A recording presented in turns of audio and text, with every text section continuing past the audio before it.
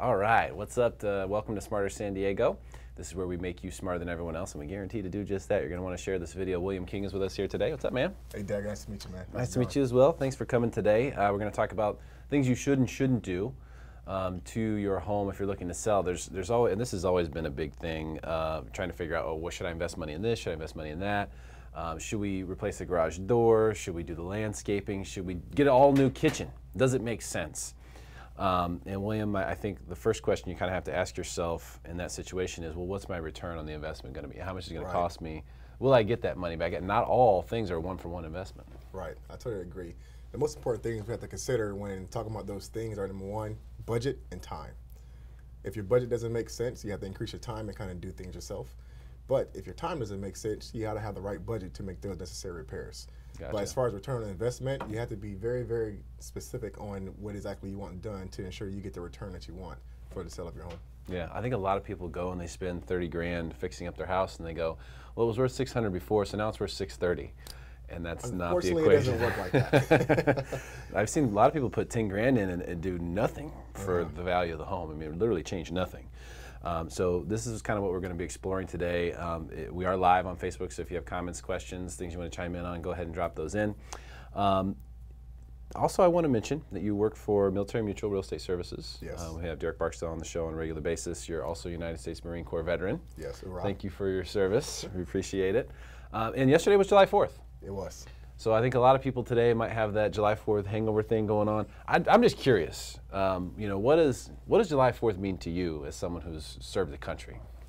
Well, for me particularly, I'm a firm believer in the 4th of July, and it's because of the day. It's the day that America celebrated our freedom. It's a day that we actually signed the Declaration of Independence, and that's when we became free from, I guess it would be from slavery, or whatever it was. It was the day we celebrated our freedom. The tyranny of England. Okay. Yes. So we said basically England, we're out.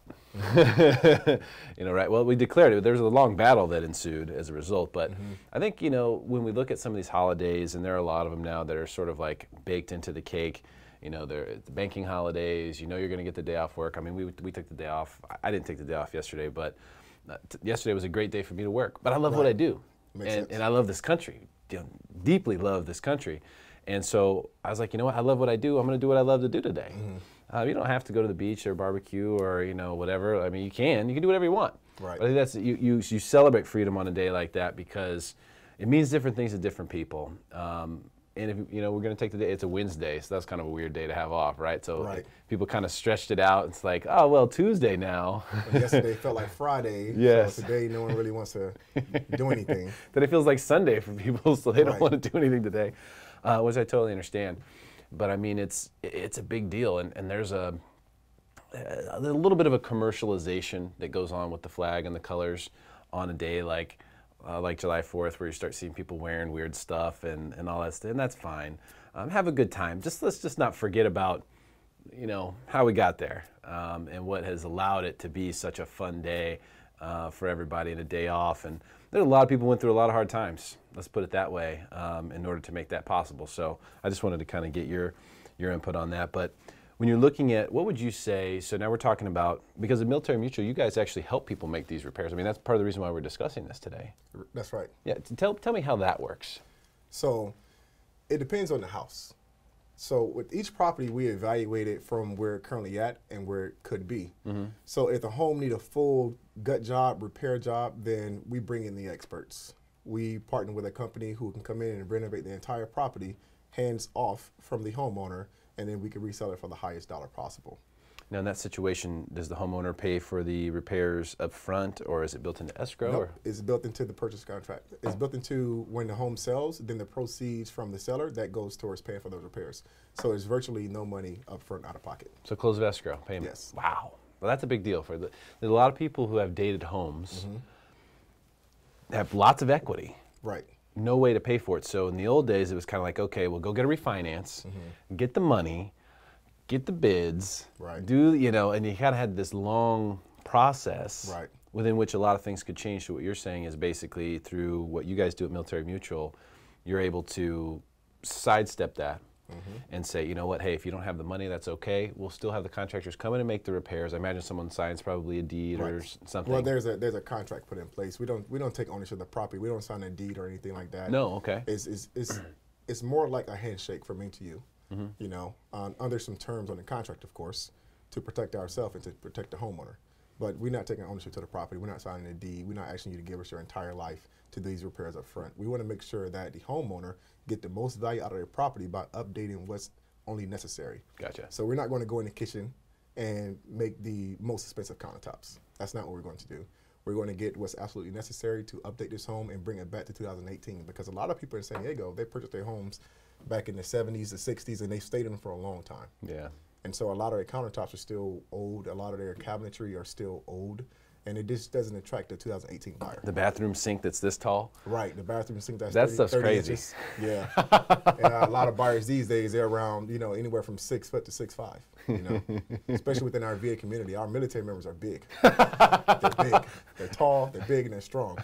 So to have a 30-inch vanity, it doesn't make sense. It doesn't work. Yeah, it doesn't work. I mean, it was killing my back. I lived in a place that had those for a long time. So a lot has changed. Yeah. In the way homes are constructed and what's considered to be updated. But you don't necessarily want to update everything. That's what you're saying. So there's probably certain things you look at every time. What are those certain things you look at every time? Like, these are things we need to really take a look at because it makes sense to replace or repair them if need be. Right. So the first thing I look at when I go to a home, I look at the floors. That's the number one thing that a lot of buyers look at when purchasing a new home. How does the floors look? And if it's carpet, the carpet has to be clean. If the carpet is dirty beyond like getting a rug doctor and going over a few times, or getting Stanley Steamer to come in for $99 and clean it, if it's beyond that, we look at getting rid of all the carpet and putting something more desirable for the average buyer today. Yeah, yeah, carpet's tough. Carpet is very tough. And that's a tough one. I've been hearing a lot lately too, I don't like carpet. A lot of people are saying that they do not like carpet. So I asked the homeowner, if their carpet is nice, do you want this carpet, or would you like to upgrade the carpet to increase the views of your property? More people these days are looking for a laminate or hardwood floors, or either tile. Yeah, and there's multiple ways to go around that or go about that too. I mean, you know, you could also offer a concession for flooring or something like that as a seller. You could say, hey, you know, we know the flooring needs to be replaced. We don't know what kind of flooring the buyer wants, so we're going to put a $4,000 concession in there for flooring. For whatever. Yeah. So that way you sort of cover that base. You don't have to come out of pocket, and the buyer, you don't have to try to guess what the next buyer wants. Right. So there's ways around that. I've been hearing that a lot too. I don't like carpet. And I think what's happened is people realize that if you have wood or you had laminate, you can go ahead and get your own area carpet or, you know, area rugs and things like that. If you like to lay on the ground or roll around with the kids or whatever, you can get huge area rugs and swap them out and design them and clean them more easily than trying to clean the actual whole carpet. Right. It gives people the opportunity to personalize and not have to worry about an entire area. That's right. So that's why a lot of people prefer laminate and tile, and then just get a huge area rug and make it their own. Yep. So you have to do an entire house. Yeah, I like that too. And if you want to redesign, you just have an area rug to replace. Just boom. A 5x7, roll it up. That's buy right. Another one. Yeah. See, and so I think that's huge. So okay, so flooring is the first thing you look at.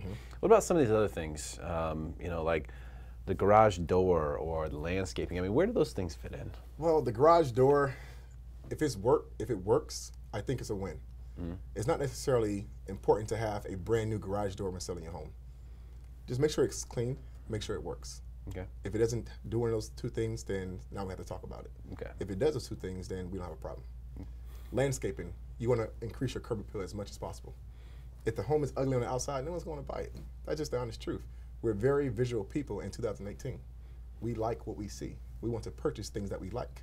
If we like the outside, we want to go inside and see what the inside looks like. Outside of that, it doesn't take $3,000, $4,000 to redo your front yard. You know, some nice sod, some nice flowers, some nice bushes. It increases your curb appeal.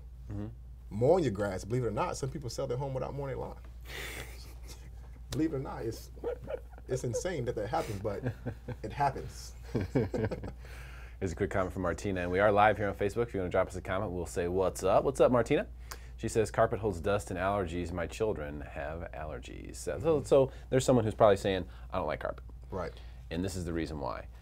What's actually funny about that, there was a really interesting study that was done in Sweden, I believe. It was either Sweden or Holland, where they had this huge office building, over 20 floors, and it had carpet. And people had allergy problems, so they said, you know what we're going to do? We're going to switch it all out to hardwood. We're going to get rid of all the carpet. So they got rid of all the carpet, and what they found was that people's allergies got much, much worse because now you didn't have the carpet as a filter to sort of hold on to some of that dust and stuff. Now it was all just floating around in the air. They replaced all the carpet at once? The whole thing. That's a bad idea. Then they had to do it all back. Yeah, that's a bad idea. Yeah. So it's true. It's interesting kind of how that works. It's a little counterintuitive, but don't necessarily expect if you have allergies, because I have bad allergies, that getting rid of your carpet is going to fix it. It may not. It may make it worse. And so I actually have carpet and just have to deal with it a couple other ways. So, but what you're saying is just the way that it looks. You walk in, there's carpet, there's a stain here, stain there. It's very off-putting. Right.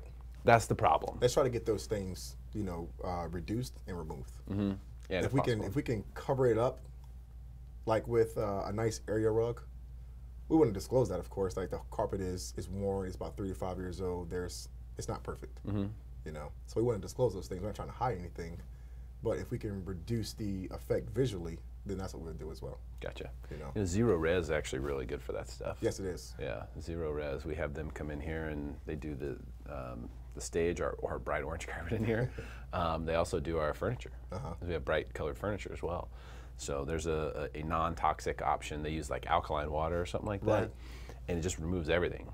No smells. That's one way a lot of homeowners can reduce getting a lot of spots and dirt inside of their carpet. Is they do regular cleanings, at least once a quarter or once every semi-annual. Get their carpet cleaned, then it'll reduce a lot of built up inside of the carpet. So what about?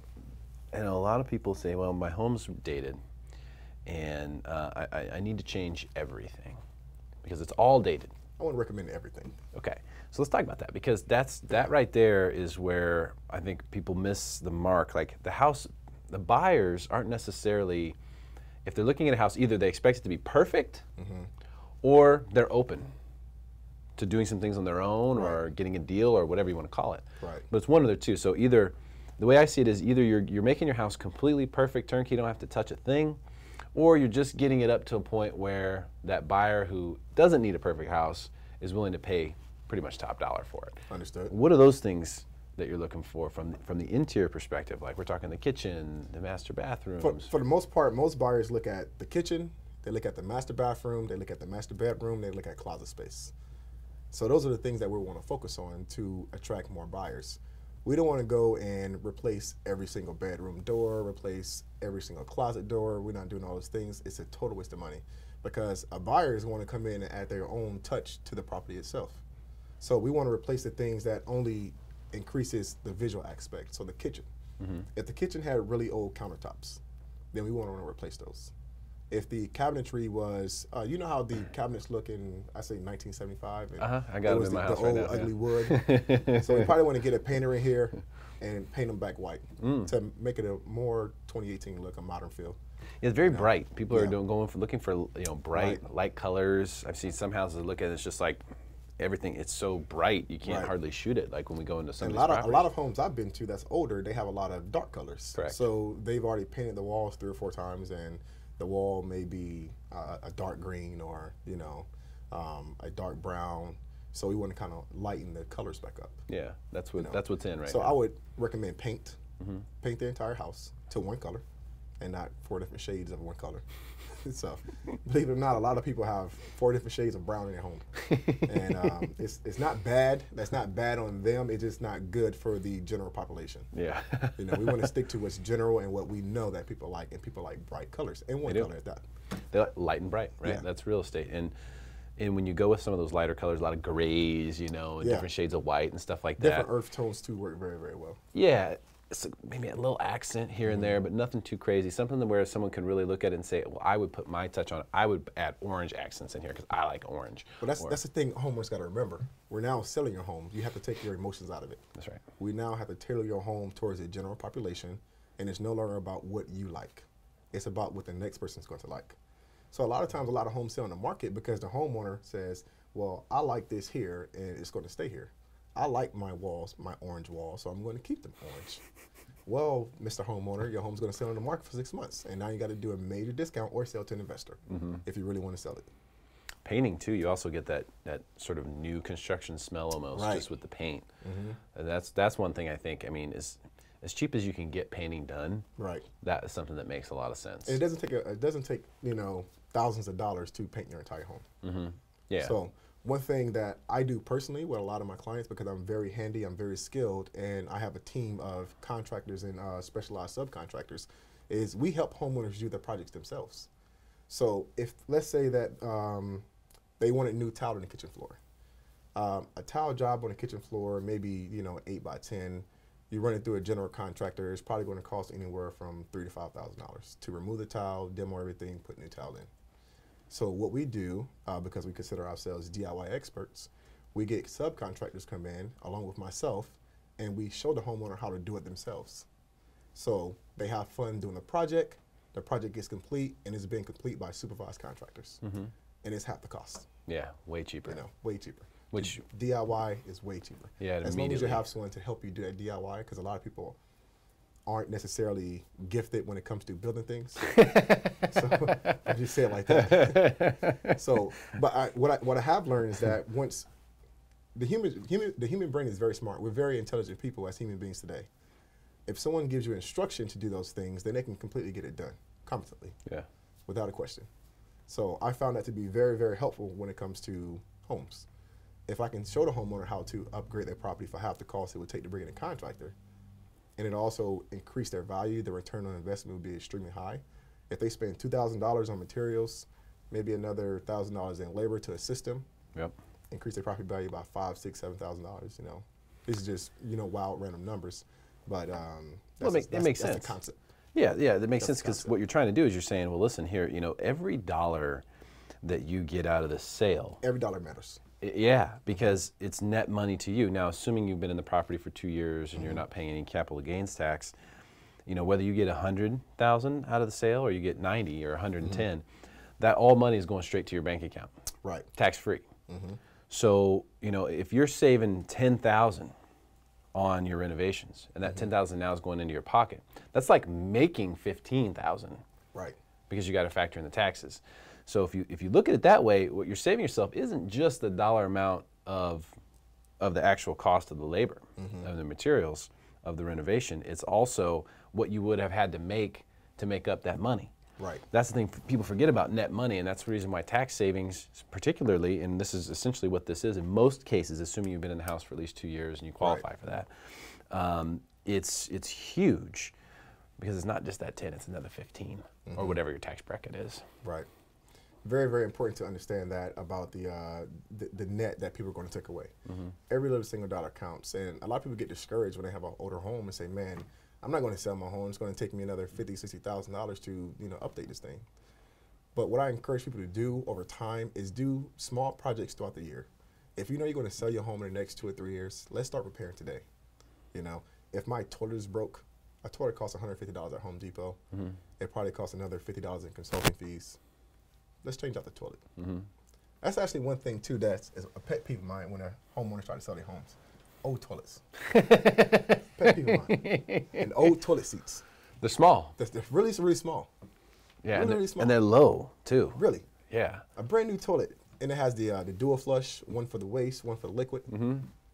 They attract buyers. They're really nice. Yeah. $150. If you want to talk about toilets, I can talk to you about toilets. I know some things about toilets. Yeah.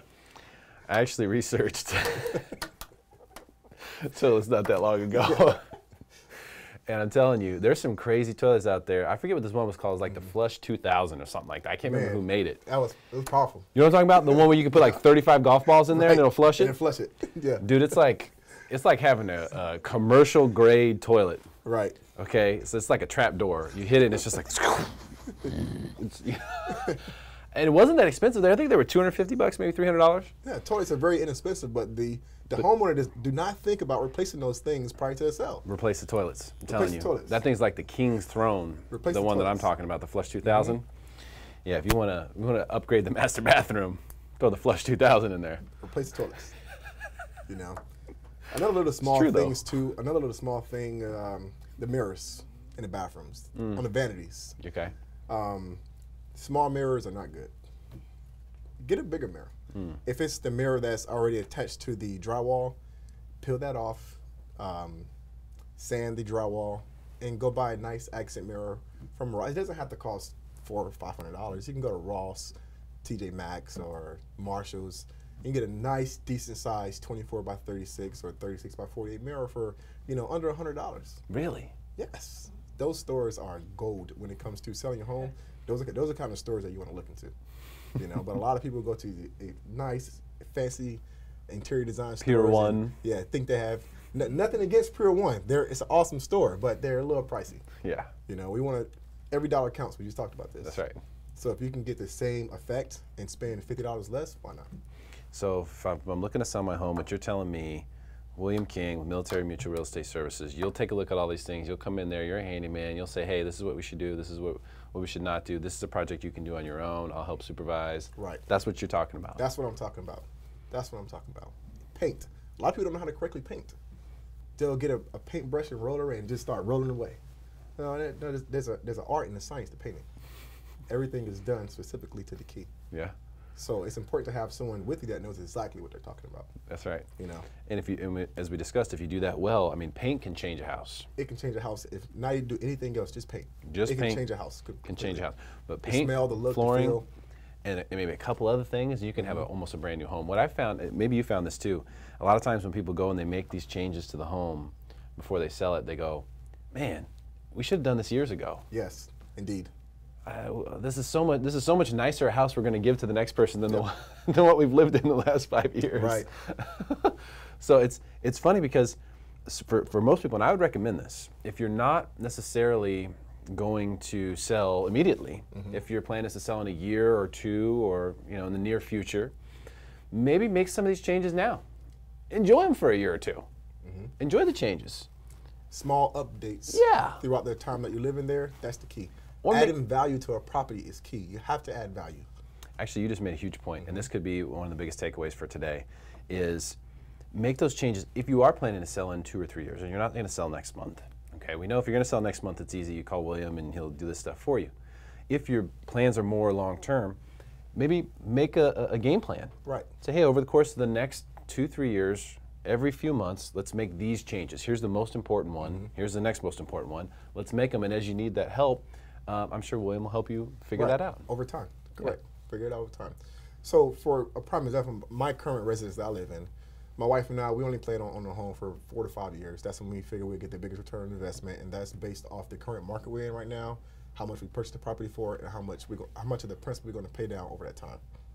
So we made a plan to update our home at least once every 6 months, add some type of value to the home to help the value. So when it does come time to sell, I don't have a $50,000 bill of repairs. My faucets aren't leaking. Something so small like that can get taken care of immediately. If you don't know how to do those things, call a professional, call me, call a handyman, and I can help you do those things for half the cost. That's right. Huge value. Saving you money. That's awesome. What an awesome service, and what a great topic. William, thanks for coming in today, man. It's great to have you. Appreciate it. All right, you are now smarter than everyone else. It is your duty to share this video and make your friends smarter than everyone else too. We'll see you next time.